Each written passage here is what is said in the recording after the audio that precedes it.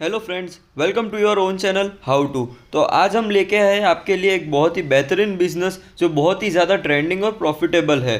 तो हम आज बात करने वाले हैं प्लास्टिक टॉयज़ मैन्युफैक्चरिंग बिजनेस के बारे में, जिसके अंदर हम इस बिज़नेस रिलेटेड सारी चीज़ें आपको बताने वाले हैं। कैसे बिजनेस रिसर्च करें, कौन सी कैटेगरीज में आपको इन्वॉल्व होना है, कितना investment, targeted customers, area, man power, licences, profitability, marketing strategies और कई सारी अदर चीज़ें भी हम आपको इन डिटेल इस बिज़नेस वीडियो में आपको जानकारी देने वाले हैं। तो वीडियो को एंड तक ज़रूर देखिएगा और अगर अभी तक आपने हमारे चैनल को सब्सक्राइब नहीं किया हो तो सब्सक्राइब ज़रूर कर दीजिएगा and hit the bell icon, ताकि आप हमारे साथ जुड़े रहे और बहुत सारे ज़्यादा प्रॉफिटेबल बिजनेस और कम इन्वेस्टमेंट के साथ जो बिजनेसेस स्टार्ट हो सकते हैं उस पर आपकी भी नज़र हो और आपको भी जानकारी हो। बात करें रॉ मटेरियल्स की, तो यहाँ पे HDP, granules, colours and pigments और पैकेजिंग मटेरियल्स, ये बहुत ही बेसिक रॉ मटेरियल्स है जो आपको प्लास्टिक टॉयज़ की मैन्युफैक्चरिंग के लिए रिक्वायर्ड होंगे। और ये जो एचडीपी ग्रेन्यूल्स है ये मेन इंग्रेडिएंट है इस बिज़नेस के लिए।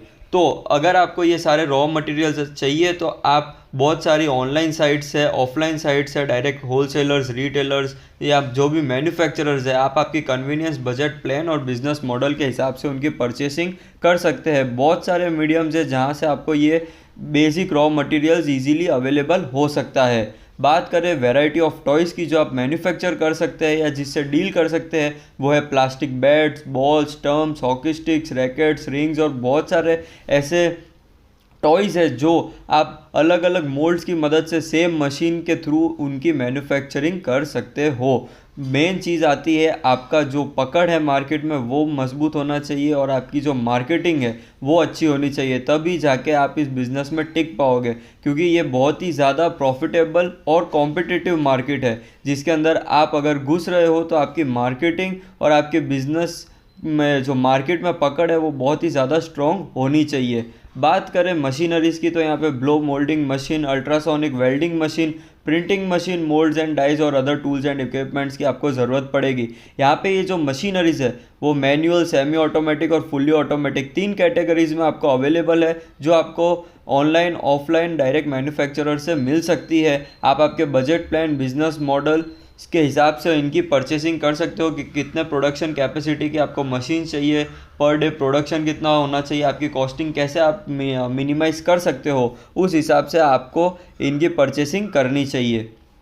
बात करें यहाँ पे इन्वेस्टमेंट की, तो 18 टू 26 लैक्स का मिनिमम इन्वेस्टमेंट के साथ आप इस बिज़नेस को इजीली रन और एस्टेब्लिश कर सकते हो, जिसके अंदर हमने इंक्लूड किया है वर्किंग कैपिटल, कुछ टाइम का payment of salaries, raw material का कॉस्ट, मशीनरी कॉस्ट और जो भी अदर एक्सपेंसेस हो गए, फैक्ट्री सेटअप, लाइसेंसेस और उनके डॉक्यूमेंटेशन के लिए, वो सारी चीज़ें हमने इस इन्वेस्टमेंट कैपिटल में इंक्लूड किया है, जो टोटली वेरी करेगा आपके बिजनेस प्लान, बिजनेस मॉडल को लेके।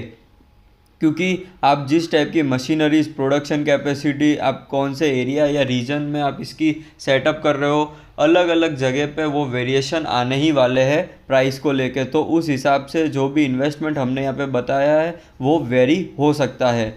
बात करें मार्केटिंग स्ट्रेटेजीज जो बहुत ही इंपॉर्टेंट रोल प्ले करने वाली है इस बिज़नेस में, तो है digital marketing, publicity, advertisement, direct marketing और बहुत सारे अदर चैनल्स है मार्केटिंग करने के, जिसमें आप इन्वॉल्व और एंगेज हो सकते हो आपकी इस बिज़नेस को ग्रो और प्रमोट करने के लिए। क्योंकि कॉम्पिटिटिव मार्केट में सबसे इम्पॉर्टेंट चीज़ होती है मार्केटिंग, उसके बिना आप बिज़नेस में नहीं टिकने वाले हो और ये बहुत ही बेसिक और इम्पॉर्टेंट चीज़ है जिस पे आपको बहुत ही ज़्यादा ध्यान देना है।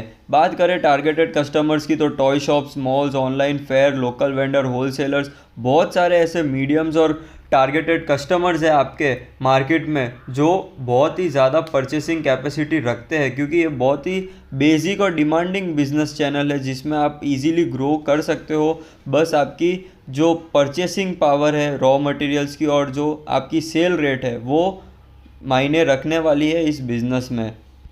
बात करें एरिया और मैन पावर की, तो 1000 से 1200 स्क्वायर फीट के मिनिमम एरिया से आप इस बिज़नेस को सेटअप कर सकते हो। और मैन पावर की बात करें तो 8 से 10 लेबर की मदद से आप इसे आराम से रन कर सकते हो। यहाँ पे भी जो ये फिगर्स है वो टोटली वेरी कर सकते हैं आपके बिज़नेस मॉडल, मशीनरी टाइप्स और जो भी आपके प्रोडक्शन कैपेसिटी है, किस टाइप का आपका मैन्युफैक्चरिंग प्लांट आप सेटअप कर रहे हो, उस हिसाब से ये फिगर्स भी टोटली फ्लक्चुएट कर रहेंगे।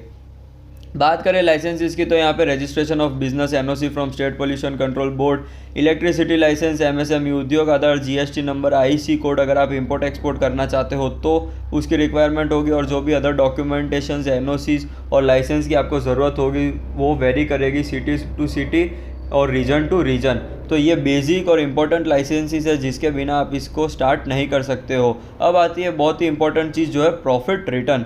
तो इनिशियल स्टेज पे आप एक्सपेक्ट कर सकते हो कि 15 to 25% या तो 33% तक का आपको मिनिमम प्रॉफिट रिटर्न इस बिज़नेस से आराम से मिल सकता है।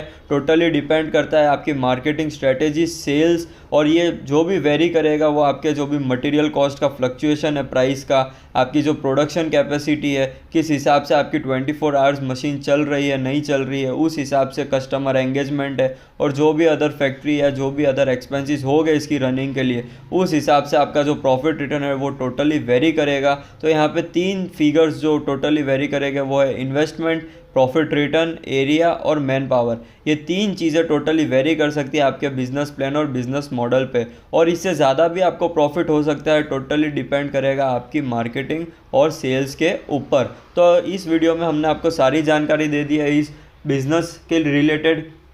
अगर आपको फिर भी कोई भी डाउट्स हो तो आप हमें डायरेक्ट कांटेक्ट कर सकते हो हमारी दी गई नीचे मेल आईडी पे।